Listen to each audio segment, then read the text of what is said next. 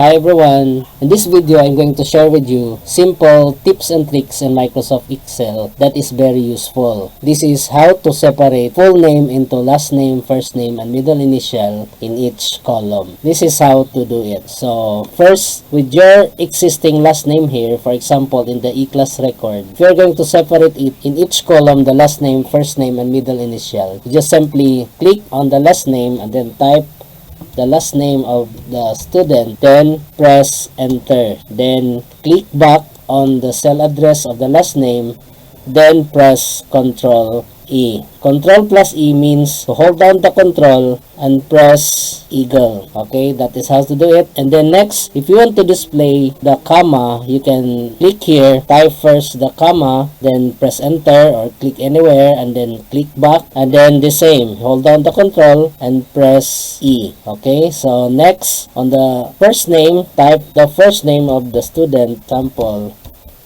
that one, and then click anywhere or at the bottom or press enter, then click back, do the same, press Ctrl E. Then for the middle initial, you type the first middle initial of the first student, E, then period, and then click anywhere on the cell, then click back, and then do the same, Ctrl, hold down the control and press E. Okay, so that is how to separate the full name into last name, first name, and middle initial within each column. That's all I have to do today, and thank you so much for watching.